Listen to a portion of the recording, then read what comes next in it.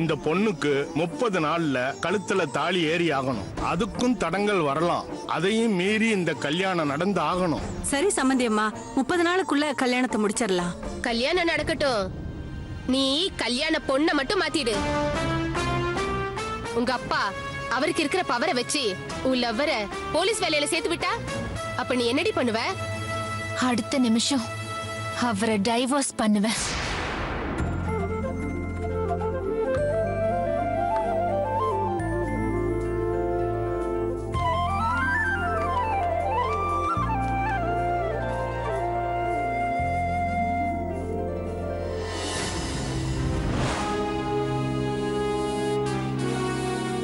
பிரியா,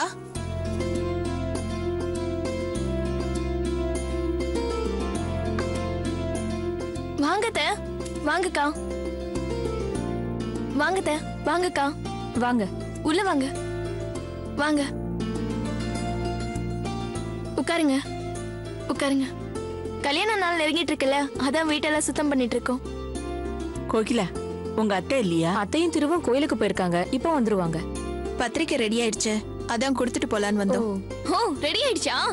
பிரியா, பெரியவங்க கிட்ட நாங்க மறுபடி கொடுத்ததுக்கு அப்புறம் பிரிச்சு பாரு. சரிங்க, நீங்க பேசிட்டு இருங்க, நான் காஃபி எடுத்துட்டு வரேன். அத்தை, நீங்க இங்க இருங்க, நான் போய் எங்களோட ஃபேமிலி ஆல்பத்தை எடுத்துட்டு வரேன். ஆமா, பெரிய மைசூர் மகாராஜா வீட்டு ஆல்பம்.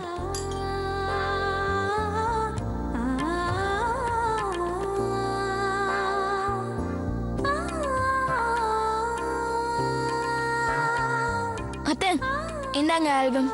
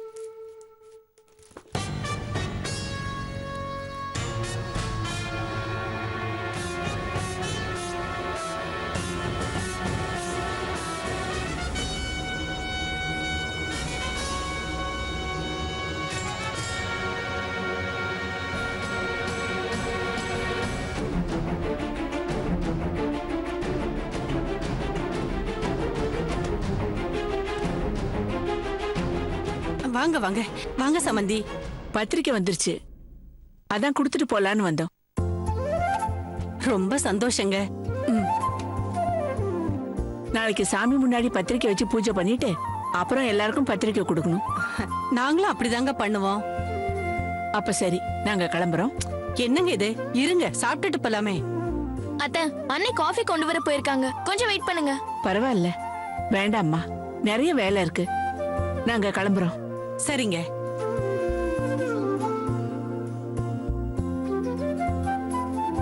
டேய், பத்திரிக்கை முதல்ல பாருடா. வையி.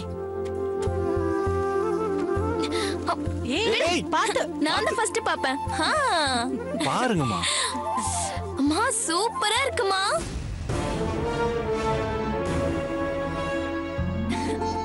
வெலை அதிகமா இருக்கும்டா, பெருசா இருக்கு பாரு. திருப்புதல்வன் திரு.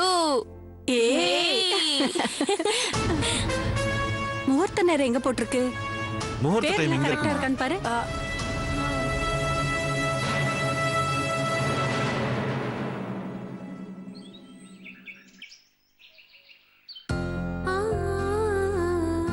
நிர்மலா, பத்திரிக்கை கொடுக்கறதுக்கு பேரெல்லாம் எழுது. ஊத்தாங்கரை, தனபால், வசந்தா. எழுதிட்டியா? அடுத்தது சேலம்,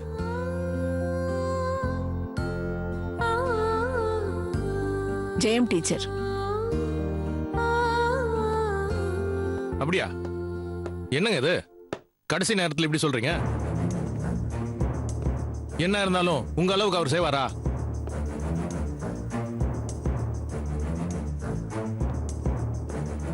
சரி, ஓகே, அனுப்புங்க. ஓகே, வேற என்ன பண்ண முடியும்? அட்ஜஸ்ட் பண்ணி தானே ஆகணும். ஓகே.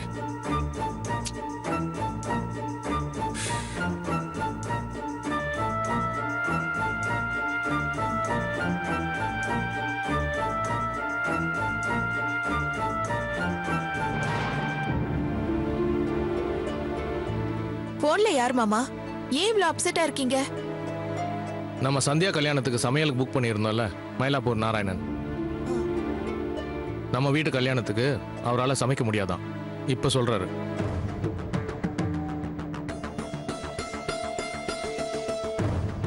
இவர் எதைத்தான் உருப்படியா செஞ்சிருக்காரு?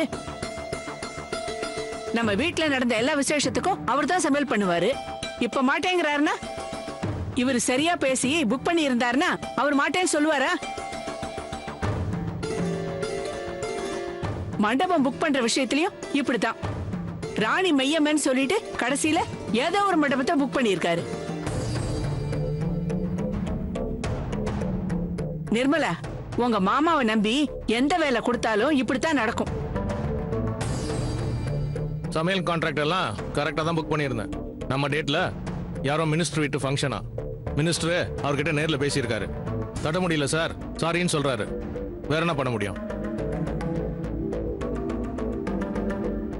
அவர் வேற ஒருத்தரை ஃபிக்ஸ் பண்ணியிருக்காராம். அவர் ரெக்கமெண்ட் பண்ணா அது நல்லா தான் இருக்கும். அப்புறம் அந்த மண்டபம் விஷயம் இல்ல, அதெல்லாம் முன்ன மாதிரி இல்ல. அவன் மண்டபத்தை புக் பண்ணிட்டு தான் அதுக்கப்புறம் அலையன்ஸை பார்க்க ஆரம்பிக்கிறான். நீங்க திடீர்னு ஒரு மாசத்துல கல்யாணத்தை பண்ணணும்னா மண்டபம் எப்படி கிடைக்கும்?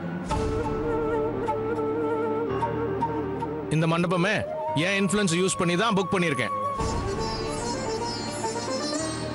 உங்க அத்தைக்கு என்ன எப்பவும் குத்தம் சொல்லிட்டே இருக்கணும். அதுக்கு ஏதாவது காரணம் தேடிட்டே இருப்பாங்க.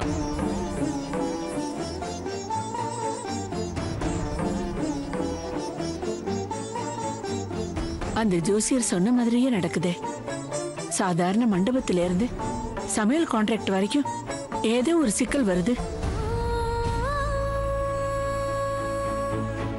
என் பொண்ணு கல்யாணம் எப்படி நடக்க போகுதுன்னு எனக்கு பயமா இருக்கு. முதல் வேலையா நாளைக்கு சாமி முன்னாடி முதல் பத்திரிக்கை வச்சு பூஜை பண்ணி சந்தியா கல்யாணம் எந்த தடங்களும் இல்லாம நல்லபடியா நடக்கணும்னு வேண்டிக்கணும். நிர்மலா, நாளைக்கு பூஜைக்கான ஏற்பாடுகளை எல்லாம் பண்ணு. சரிங்க அத்தை.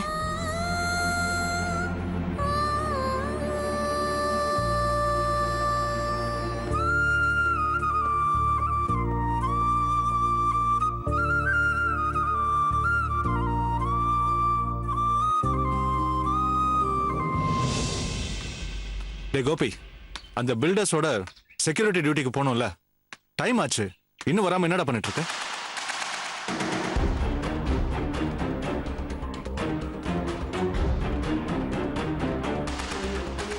டேய், இங்க வா. யார் சார் நீங்க? எதுக்கு என்ன கூப்பிடுறீங்க? போலீஸ், இங்க வா. ஆமா, யார் குழந்தது? எங்க முதலாளியோட குழந்தை சார். ஸ்கூல்ல இருந்து கூப்பிட்டு வரேன். டயர்டா தூங்கிட்டு இருக்கா. பொண்ணு பேர் என்ன? எந்த ஸ்கூல்ல படிக்கிறா? பொண்ணு பேர் மகேஸ்வரி. இங்க தான் பக்கத்துல RSN ஸ்கூல்ல படிக்கிறா. சரி, போ. ஒன்றும் இல்லடா, திடீர்னு ஒரு சின்ன என்கொயரி, அதான்.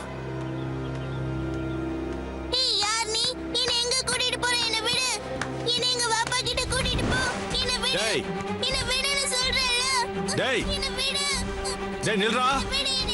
டேய் நில்லுன்றல. டேய் நில்லுன்னு.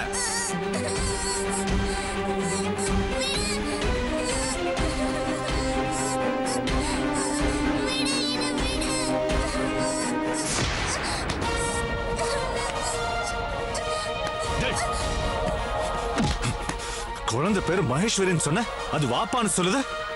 சொல்லுடா. உன் மூஞ்சிக்கும் இந்த குழந்தைக்கும் சம்மந்தம் இல்லைன்னு அப்பவே சந்தேகப்பட்டேன். சரிதான், சொல்லுடா, சொல்லு. சார் அடிக்காதீங்க. யாருடா நீ? உண்மையை சொல்லிடுறேன் சார். இந்த பொண்ணு பில்டர் மஜித் பாயோட பொண்ணு. இவளை கிட்னாப் பண்ணி அவரிடம் பணம் கேட்கலாம்னு பிளான் பண்ணேன் சார். அவருக்கு செக்யூரிட்டியும் நான் தான். அவர் குழந்தைய கிட்னாப் பண்றியா? டேய்,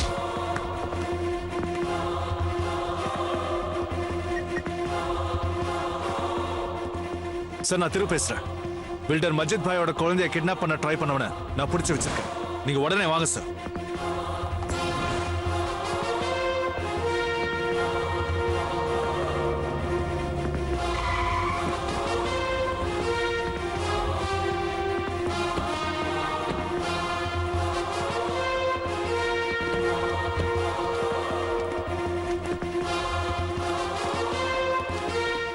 அம்மாடி என்னடாச்சு? ஒண்ணுலடா. ஒன்றும் இல்லை செல்லம், அதான் நாங்கள் வந்துட்டோம்ல. ரொம்ப தேங்க்ஸ் சார். ஃபோனில் விஷயத்த சொன்னதும் எங்கள் குடும்பமே ஆடி போயிடுச்சு சார். தாதாக்களால் எனக்கு தான் ஆபத்துன்னு போலீஸில் ப்ரொடக்ஷன் கேட்டிருந்தேன். என் குடும்பம் குழந்தைக்கு இப்படியெல்லாம் நடக்கும்னு நான் நினைக்கவே இல்லை சார். ரொம்ப ரொம்ப தேங்க்ஸ் சார். நீங்க சொல்ற தேங்க்ஸுக்கு உரிமையானவர் உங்களுக்கு ப்ரொடக்ஷன் கொடுத்துக்கிட்டு இருக்காரு எங்க கான்ஸ்டேபிள் திரு. அது இவர்தான்.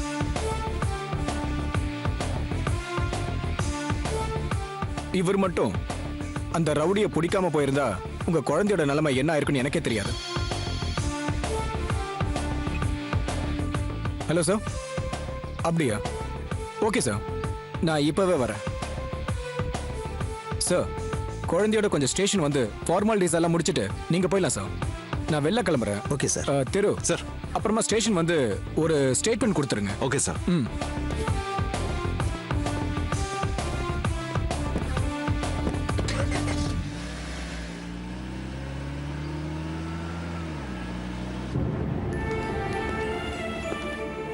தம்பி, இத்தனை நாள் எனக்கு செக்யூரிட்டி கொடுத்தவங்கள நான் சரியாவே கவனிச்சதில்லை. ஏன்னா என் வேலை அப்படி, பிஸ்னஸ் மீட்டிங்னு. உங்கள் முகத்தை கூட நான் சரியாக பார்த்ததில்ல. எங்கள் பொண்ணுக்காகத்தான் நாங்கள் வாழ்கிறோம். என் சொத்து பணம் எல்லாம் இவ பிறந்ததுக்கு அப்புறம் தான். என் பொண்ணோட ராசியால் தான் எங்களுக்கு எல்லாமே கிடைச்சிது. எத்தனையோ கோடி எங்கிட்ட இருந்தாலும் அது எல்லாத்தையும் விட என் பொண்ணு தான் எனக்கு முக்கியம். அவளுக்கு எந்த ஆபத்தும் இல்லாமல் நீங்கள் தான் வீட்டு கொடுத்துருக்கீங்க. அதுக்கு நன்றின்னு வெறும் வார்த்தையால் சொல்ல விரும்பலை. தம்பி, நீங்கள் என் கூடவே வந்துருங்களே. என் கம்பெனியில் எந்த பதவி வேணாலும் எடுத்துக்கங்க. உங்களுக்கு கார், பங்களா, வசதி, மாசமானா 3 லட்சம் ரூபாய் சம்பளம் எல்லாமே நான் தர்றேன். சார், நீங்க ரொம்ப உணர்ச்சி வசப்பட்டு பேசுறீங்க. உங்க பொண்ணை காப்பாத்துனதுக்கு கைமாறா எனக்கு என்ன வேணும்னாலும் செய்யறதுக்கு தயாரா இருக்கேங்கிறீங்க. இப்படி ஒரு அன்பை நீங்க வெளிப்படுத்தினதுக்கு எனக்கு ரொம்ப சந்தோஷம். ஆனா ஒரு போலீஸ்காரனா நான் என்னோட டியூட்டியை தான் செஞ்சேன். நீங்க எவ்வளவு பெரிய ஆள், இப்படி அன்போட பேசுறீங்களே, அதுவே எனக்கு போதும். வேண்டாம் சார், எனக்கு இந்த கார், பங்களா எதுவுமே வேண்டாம். தம்பி, நீங்க உங்க வேலையில 1 வருஷத்துக்கு வாங்குற சம்பளத்தை நான் 1 மாசத்துலயே தரேன்னு சொல்றேன். அப்புறம் வீடு, காரு எல்லாமே தரேன்னு சொல்றேன். இதெல்லாம் என் பொண்ணை காப்பாத்துனதுக்காக மட்டும் இல்ல, உங்களை மாதிரி நல்லவங்க என் கூட இருக்கணுங்கிற ஆசையில நான் சொல்றேன். அதை வேண்டான்னு சொல்றீங்களே.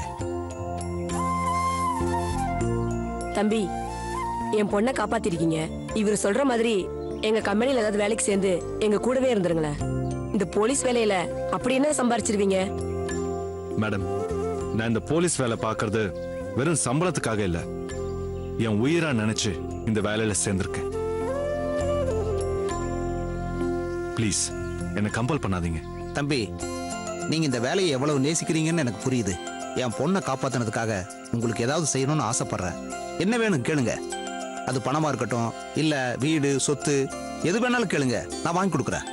இந்த மாதிரி பேசி தயவு செஞ்சு என் போலீஸ் வேலையை கலங்கப்படுத்துறாதீங்க. ஒரு போலீஸ்காரனா நான் என்னோட டியூட்டியை தான் செஞ்சேன். அதுக்கு பிரதிபலனா நான் எதையும் எதிர்பார்க்கறது இல்ல. நீங்க என் மேல காட்டுற அன்பையும் மரியாதையையும் மற்ற போலீஸ்காரங்க மேல காட்டுங்க, அது போதும். நீங்க கிளம்புங்க. வரேன் தம்பி, மாமா.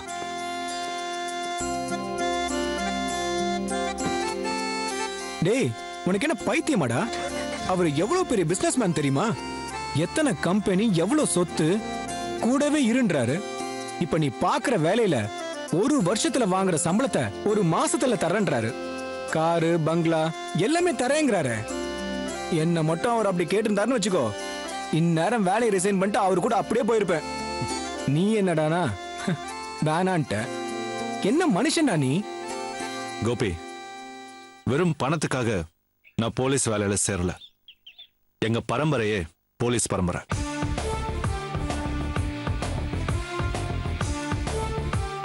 போலீஸ்ங்கிறது என் ரத்தத்துல கலந்துருக்குடா. எங்க தாத்தா, எங்க அப்பா எல்லாருமே சின்ன வயசுல இருந்தே என்ன போலீஸ் ஆகணும்னு சொல்லி சொல்லி தான் வளர்த்தாங்க. எங்க குடும்ப வழக்கமே குடும்பத்துல யாராவது ஒருத்தர் போலீஸ் வேலையை பார்க்கணுங்கிறது தான். மற்ற வேலை பார்க்கறவங்க தனக்காகவும் தன் குடும்பத்துக்காகவும் தான் வேலை பார்க்கறாங்க. ஆனா போலீஸ்காரங்க நாம மட்டும் மக்கள் காவலனா அவங்க சந்தோஷமா இருக்க, நிம்மதியா இருக்க 24 மணி நேரமும் உழைக்கணும். போலீஸ் வேலைய நான் ஒரு கௌரவமா நினைக்கிறேன்டா. இப்படி அன்யூனிஃபார்ம்ல இருக்கிற வேலையை விட்டு எப்படா யூனிஃபார்ம் மாட்டுவோன்னு மனசு துடிக்குதுடா. அப்படி இருக்கிறனா லட்சம் என்னடா, கோடியில சம்பளம் கொடுத்தாலும் இந்த வேலையை விட்டு போக மாட்டேன். ஏன்னா இந்த வேலையை நான் லவ் பண்றேன்டா.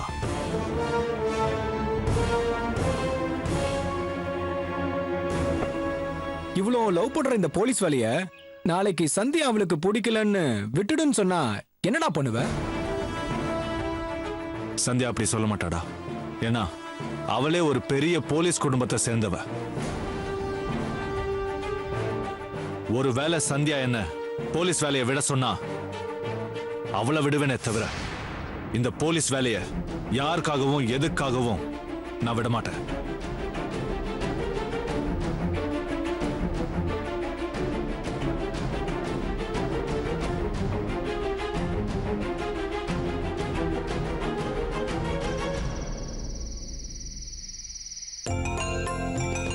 அப்படி புரியுது கொடுங்கம்மா. அம்மா ஏமா சிக்கன் வைக்கல இன்னைக்கு? கல்யாணம் முடியற வரைக்கும் இந்த வீட்ல எந்தியே கிடையாதுடி. என்னம்மா? ஆமாண்டி. சுதி, டேய் இந்த கல்யாண பத்திரிக்கையை பாத்தியா? ஆமாம்மா, அவங்க கொடுத்துட்டு போன பத்திரிக்கை சூப்பரா இருந்தது இல்லம்மா? எனக்கு கூட ரொம்ப பிடிச்சிருக்குமா. இந்த பத்திரிக்கை சூப்பரா இருக்கா? ஏய், அந்த பத்திரிக்கை என்ன குறைச்சல்? நல்லா தானே இருக்கு. கல்யாண பத்திரிக்கையில எல்லாரோட பேரும் போடுறது எதுக்கு?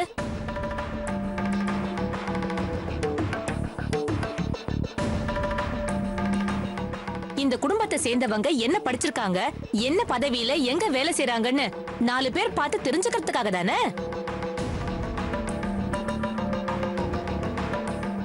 பத்திரிகையில பேரும் பதவியும் போடுறது கௌரவம். ஆனா அவங்க அடிச்ச பத்திரிகையில நம்ம யார் பேர் பின்னாலையும் எதுவும் போடல.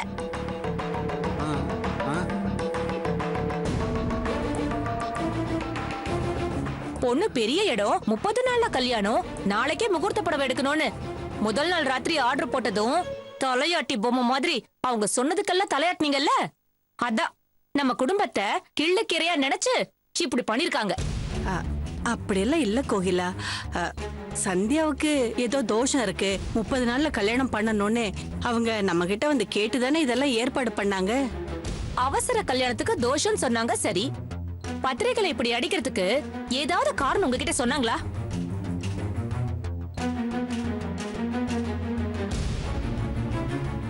என்ன நினைச்சிட்டு இருக்காங்க நம்மள பத்தி? நான் இதை சும்மா விட போறது இல்ல.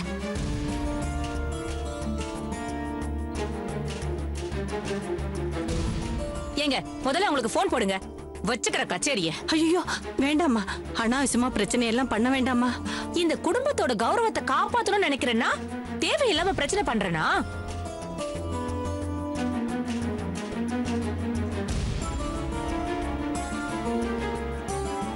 இந்த வீட்டோட மூத்த மருமகங்கிற முறையில நல்லது கெட்டது எல்லாத்தையும் நான் பார்க்கணும். கல்யாணத்துக்கு லோனும் போட்டு தரணும். ஆனா எதையும் ஏன்னு கேக்குற உரிமை மட்டும் எனக்கு கிடையாது. அப்படித்தானே சொல்ல வரீங்க? நான் அப்படியெல்லாம் சொல்ல வரல கோகிலா. மா, அவ கேக்குறது சரிதானம்மா. நம்ம வீட்டுல எல்லாரும் கை நாட்டாண்ணா. ஏமா வழக்கமா மாப்பிள்ளை வீட்டுல தான் இந்த மாதிரி டாமினேட் பண்ணுவாங்க. பொண்ணு வீட்டுல கொஞ்சம் அடங்கி தானம்மா போவாங்க. ஏமா கல்யாணத்துக்கு முன்னாடியே நம்ம அவங்கள டாமினேட் பண்ண விட்டோம்னா கல்யாணத்துக்கு அப்புறம் என்ன பண்ணுவாங்க? அவங்க வீட்டுல வேலைக்காரங்க மாதிரி தான் நடத்துவாங்க. அவ சொல்றதுல என்ன தப்பு? என்னடா சுதீர் நீயும் இப்படி பேசுற? அத்தை, உங்க பணக்கார சம்பந்திக்கு நீங்க வேணா அடங்கி போங்க. எங்க போன்ல கூட நாம பேச வேணாம், கிளம்புங்க. இப்பவே அவங்க வீட்டுக்கு போய் பத்திரிகையில யார் பேருக்கு பின்னாடியும் படிப்பு பதவி எதுவும் போடாம விட்டுருக்கீங்களே, இதுக்கு என்ன அர்த்தம்னு முகத்துக்கு நேரா கேட்டுட்டு வந்துருவோம். அவசரப்படாதம்மா.